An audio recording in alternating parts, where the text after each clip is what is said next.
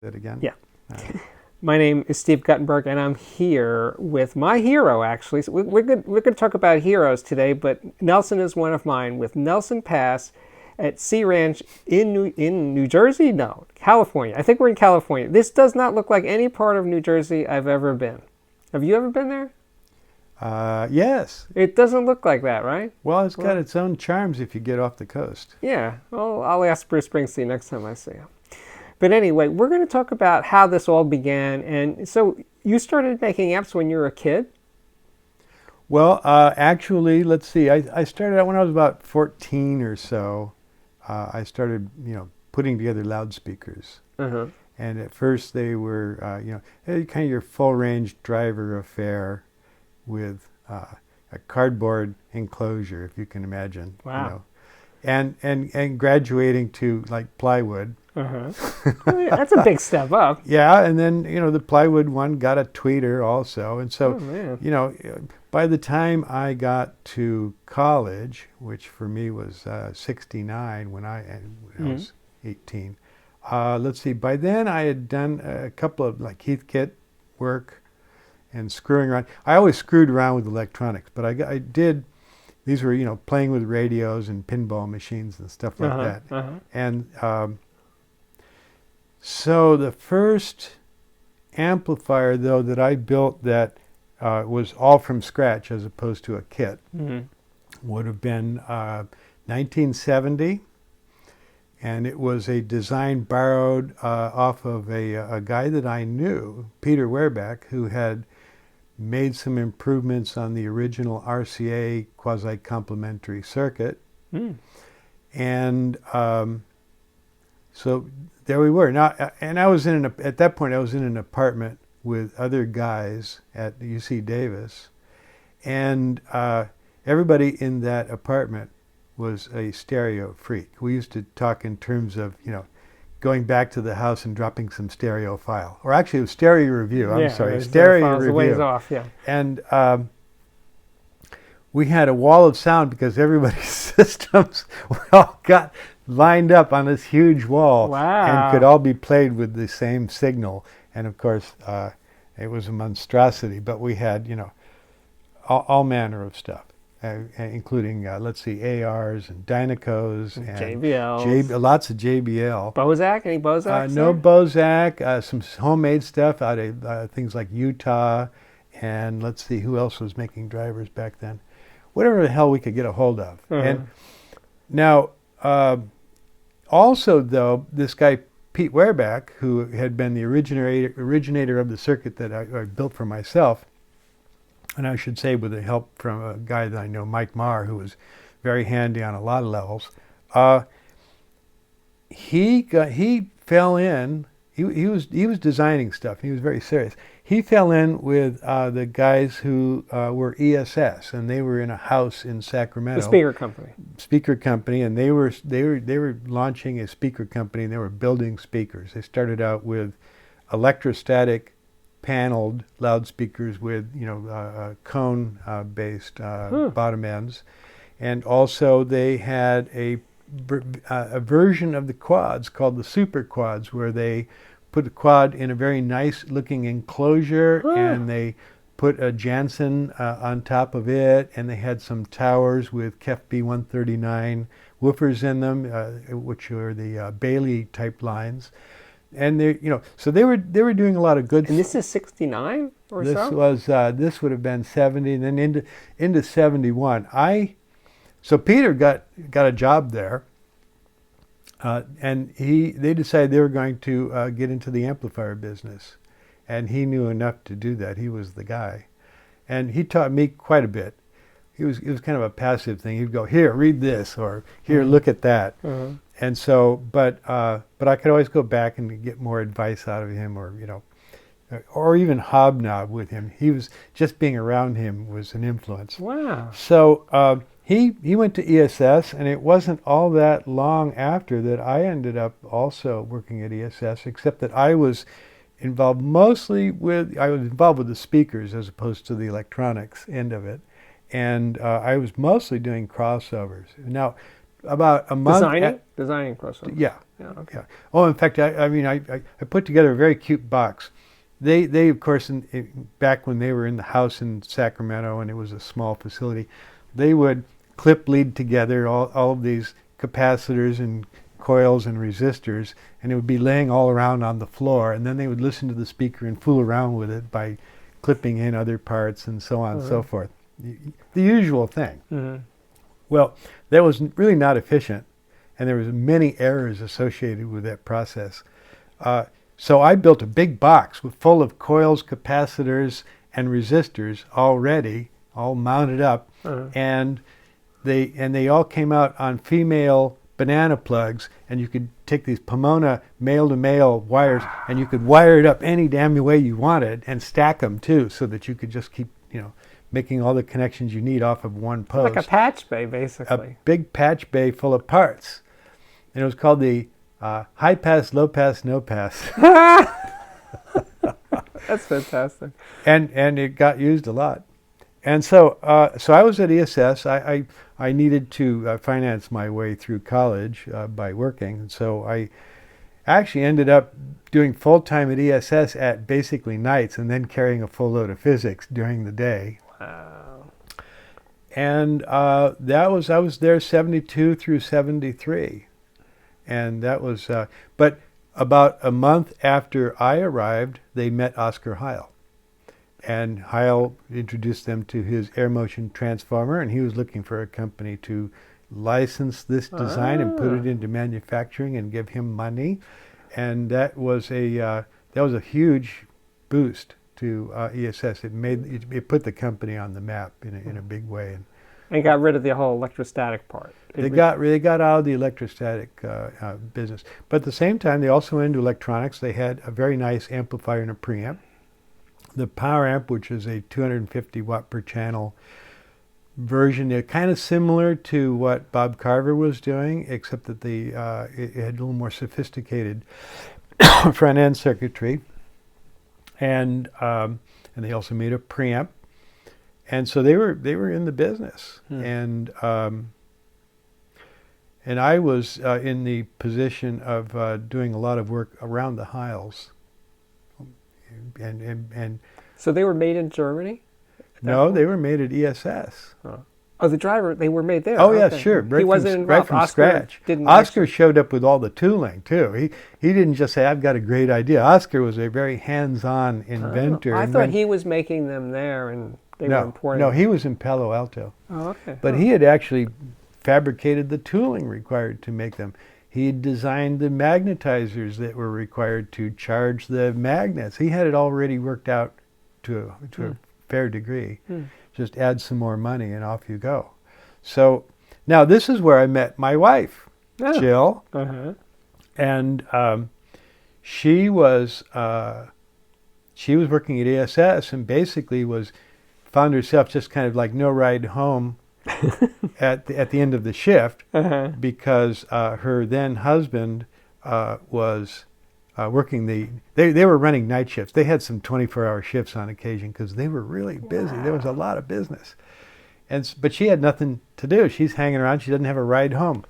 But she was working in the diaphragm area where they made the diaphragms.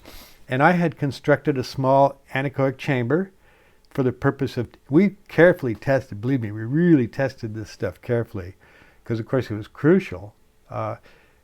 And so we have a small anechoic chamber, and we had a general radio strip chart recorder for fine work, and we had one of those Altec analyzers for just checking work as opposed to creating documents. And I had set all this up so that and they were ready to start testing the diaphragms that were just being made, and Jill was one of the people making the diaphragms, and here she is after work, and I go, well, you look like a smart kid. Come over here. She was actually a little older than me, but that aside. And I showed her how to work that, and she then ended up with that job testing all of the diaphragms. And in addition to that, graduated on to be the head of quality assurance at ESS. And so she actually had, over the course of several years, a career where she became part of administration. So that's how I met her. Now, I lasted 2 years at ESS, and honestly, there were elements of management there that I didn't necessarily get along with, and or vice versa. I understand. And what can I say? But that must have really, let's say, to use the modern word, informed your skills and development as an amplifier designer. Just being deep into speakers that way. Yeah, and not only that, but I was around Pete Wehrback every day. Mm. And Pete also worked what we would think of as the night shift. He was a night owl. Uh-huh. And so it was real easy to go spend some time with Peter and see what he was doing. And the man was absolutely brilliant. After about a year or so, just about the time I left, I think, he left and formed his own company. He got into, well, ultimately he got into auto sound. And that was the company Linear Power. That was one of the pioneers of early power amplifiers for cars. And I had left, and I was running the service department at Sun Stereo. Not necessarily a upward climb, however, that turned out to be an absolutely fabulous place for me to be for a year. While at the same time, Rene Besnay, who had been the marketing guy at ESS, decided that we should go into business and we should build an amplifier, because that's the kind of thing that we could do. And everybody was doing speakers, so let's do amplifiers. And I go, you know it. So by then I was building some of my own stuff, and I just suddenly I had a real reason to be building it, and we began developing the prototype for the 800A. Meanwhile, Peter... would turn out into Threshold. That became Threshold. We formed... Threshold was loosely running in '74, and we shipped the 800A in 1975. Huh. So, Peter, meanwhile, though, had... was farting around. He was in Roseville building electronics, and he actually this was really early. He was doing things with microcontrollers. They didn't even have microcontrollers yet, but he was doing digital of various sorts with chips before anybody was even thinking about, home computers or anything resembling that. And I was at Sun Stereo, and I had, in the service department, we had all these guys going, they were selling Craco and stuff like that for auto sound, but it was an up and coming thing. There were more and more customers, and then there were the ones who were interested in getting something custom or that worked for in a particular way or better, and I was doing amplifiers already. Well, what do you want? And so I ended up with a small customer base of auto sound amplifiers. Now, but you think about it from this standpoint, it was a combination of purchasing, manufacturing, everything associated with it, and then dealing with the customer. It's like a soup to nuts experience for me. But it got to be too much, and I thought about it, and I went, well, I really don't want to be in this particular business. Selling car audio was not my idea, although I ended up doing it several times subsequently. But I called up Peter and I said, I got these customers, and I knew he was developing little amplifiers of all sorts. I got these customers who want auto sound. Would you be interested in them? I turned them over to him, and he formed Linear Power out of that, and became quite a big operation. And then until he unfortunately died in a plane crash. Okay, so Threshold.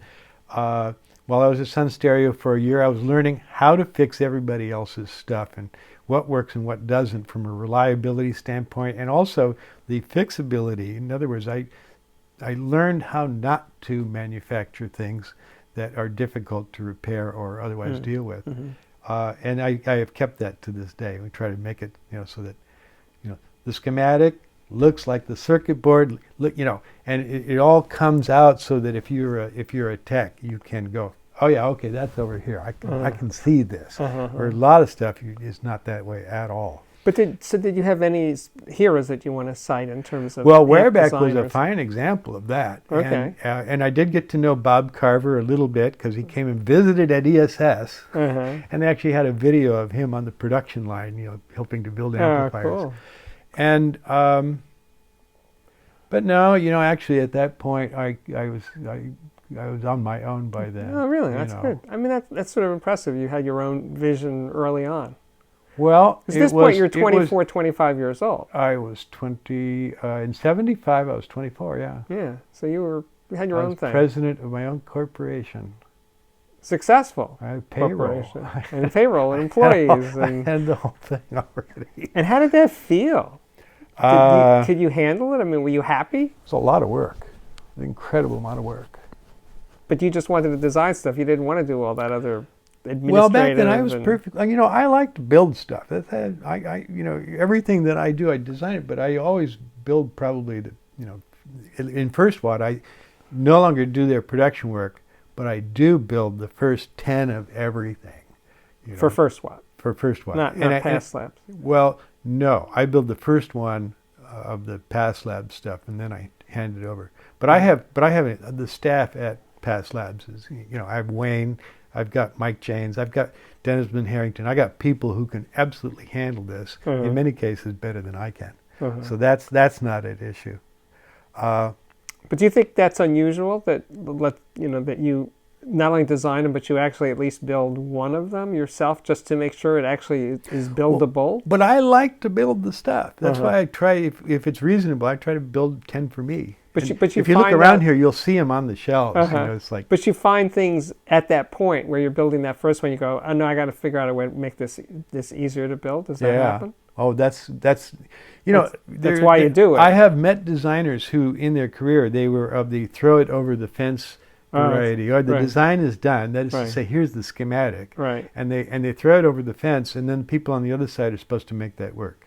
And you absolutely need somebody who works both ends of that to make a product that's, you know, either that or you need incredible talent on the other side of the fence, and that's hard to come by. So then I wanted to switch over to the idea that what you do, for any reasonable and any accomplished or amplifier designer, that there's not just the straight engineering, there's artistry to it in terms of the creative decisions that go down in making an amplifier, in terms of, I guess, not just how you build it, but what it sounds like.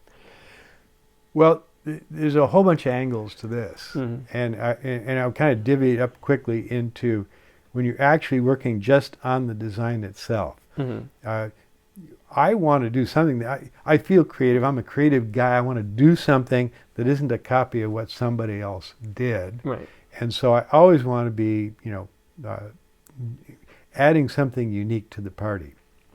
In the case of Past Labs, it's kind of a mainstream product. We sell a lot of it to people who are used to particular performance characteristics, and you know we don't change those products very often. I mean, typically about every 10 years we go through a cycle of new product. But we don't suddenly go, oh, that's out of style and we're doing this now. We evolve very slowly. Well, the amount of creativity that's allowed there is kind of restricted, because you just can't be too wild with this. You have to move along a path where people can follow it. It's predictable, in a good sense. Yes, and that's worked out very well. At the same time, I love to do well. I mean, I've got Iron Cloud in my past. You know that I'll try anything that I think might work. And First Watt became the outlet for that. But on top of that, really gave me an opportunity to experiment in the marketplace with stuff that may or may not have ever, may or may not ever be popular, or maybe it would be very popular, but you can safely dip your toe in the water. So First Watt became a very nice place where I could be as creative as I wanted. I had no constraints whatsoever, except that I limited it deliberately to being something that below a certain price category and a kind of a simple package, and also quite low wattage. So I arbitrarily said, I'm just going to build stuff that's 25 watts and less. Partly because all the interesting things I want to do is in that region. When you listen to my system in the listening room with those tannoys, you'll see that anything we ever do there can be done with 1 watt. And there's a scope there to demonstrate that you are still within that boundary. The first watt. Yeah, and it's plenty loud enough. So, I don't need that routinely. I don't need much power. And there is a market or there's a group of customers who also perceive it the same way. They're not listening loud, and they're listening more routinely to more efficient speakers, and a very high quality but modest power amplifier is just the ticket. And it allows, at those wattages, it allows pure Class A, something that is a lot more difficult when you get into the high power region, and it becomes kind of wasteful of energy in many cases anyways. So First Watt's perfect, and it doesn't step on the toes of what we're doing at Pass Labs. In fact, because it's all part of a larger entertainment picture, it actually kind of adds to the image of Pass Labs as what kind of company we are and what it is we think about. Now, at First Watt, I get to try things that are technically creative, but I also get to tweak them in ways that might be considered creative with regards to its performance. As far as I know, I'm still the only guy who has put out a couple of commercially available current source amplifiers. Everybody else is running voltage sources of various sorts. And which models are those? Are the First Watts? That would be the F1 and the F2. One was a balanced output current source. That means it's very high output impedance and zero damping factor. It just provides current, and the voltage will just become whatever it's going to be. And those are still in production? No. Oh, okay. The other thing about First Watt is I build 100 or so of each model, and then I discontinue it deliberately. Okay. So I never see it's tailing off, so sorry. I just go, nope, we're done. Time to move on to the next thing. So there's always one or two amplifiers available out of First Watt. The J2 has lingered, though. That's the J2. They would not. They still don't. The customer base will not let me discontinue it. Yeah, I love that design. I really do. I'm not quite sure how many I've made. I'd have to go look. But in point of fact, it just wouldn't go away, and it's still selling. Well, that's nice. Do you think you have customers that have more than 2 or 3 different? Oh, ones? I know I do. Because altogether there's like I have 8 or 10 I have customers who different have right? everything. Really? Yes, I do. Wow. I know. I love those guys. I bet. Yeah, sure. But I'm sure you hear from them and you communicate with them. And yes. That's one of the things about high-end audio to me that got to me right away in the early days with Singer was that customers can actually pick up the phone and speak to the person who designed it or is running the company. Sure. And say and have interaction with them. If you buy a Porsche, that ain't going to happen, right? Well, mostly, if you're not online at DIY Audio, which I check my little flock in that thread every day in the Pass Labs forum. If you're not there, then you email me, and I answer all emails. But sometimes people have to wait a little while. But everybody gets an answer. Wow! And actually, and what's I enjoy what's your email address? You want to just say it? Sure, it's nelson@passlabs.com. Well, that makes perfect sense. Easy enough. Yeah. And if you go to the First Watt website, it's written there, and amazingly low amount of spam, in spite of that. Lucky you. Well, but I first 2 hours of every day I spend answering emails, and then seeing what's going on at the Pass Labs forum at DIY Audio. But that creative part, because we were saying it's not like we ever get to hear what the artist intended or exactly what went down in the studio. That's the other angle we were going to discuss. Yeah, right. And in point of fact, at DIY Audio and elsewhere, there are opinion forums where everybody's got an opinion, and almost always you see that there's this divide between what we think of as the objectivists, people who are saying the measured performance is the real metric of quality here, and the subjectivists who say, I don't care about that, my Myrtle block cable lifting apparatus situation is taking care of all of my needs. Right. And so, you have these two, and they tend to go at it as if either one has really all the answers, which is not the case. Exactly. I mean, I try to run a very fine balance between technical performance and measurements. I mean, we managed to do well in Atkinson's measurement tests at Stereophile, one of the few places where they actually publish anything, and yet at the same time, please the subjective end of the business. And so I don't have a real conflict between those two. I mean, we use test equipment to measure what we've got, Right. but So in the some end, of it's here. Right? yeah, and you know, even if you design something entirely by ear, Mm-hmm. you need the equipment to assure conformity. Mm-hmm. You want all the product going out the door to be the same as the product that you listen to that you love. So even if you were totally subjective, you would need all this stuff. Mm-hmm. But also the other thing is, well, it can't blow up. I need equipment to figure that part out. I Right, need to be right. able to measure what's going on and say, this is going to last a long time or this is not. Fortunately, the bigger hardware allows for the kind of modes of operation that give you cleaner amplifiers to begin with.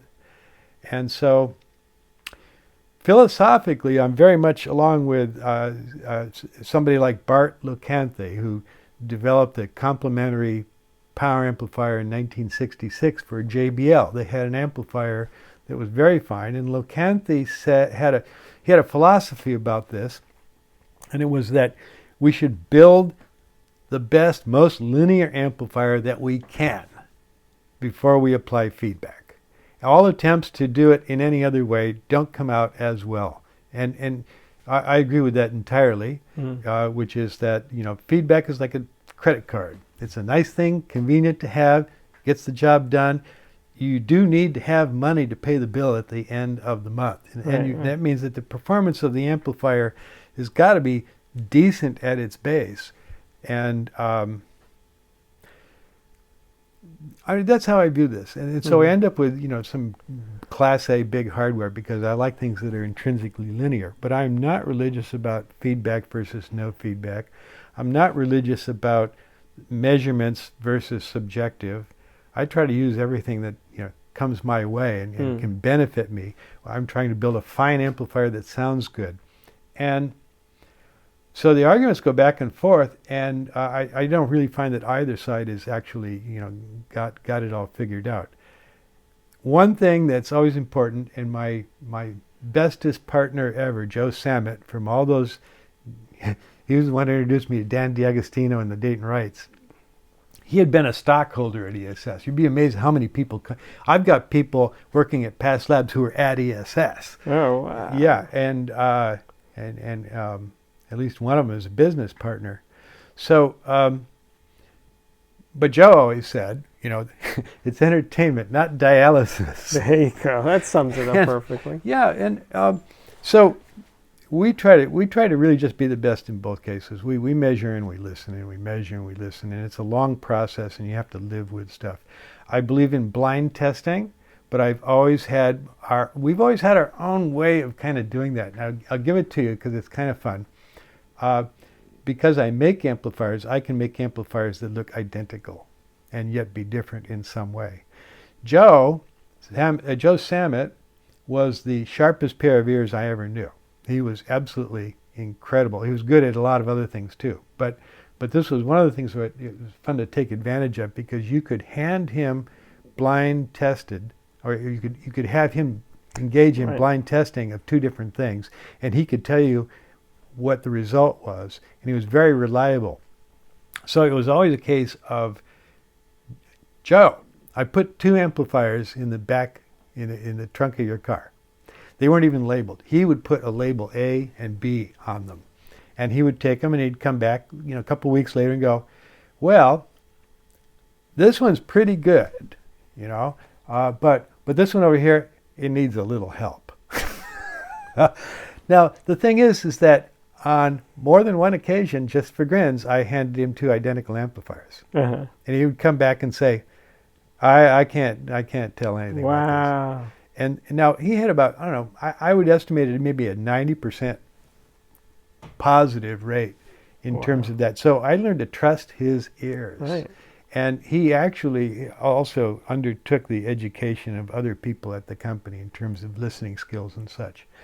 At this late date, I'm wandering off topics, but at this late date, we all are running we're running the Tannoy HPD coaxials in those Jensen Imperial upside down cabinets that you saw in the listening room. Everybody's got the same speaker, which puts us on the same page. You and your listening team. Yes.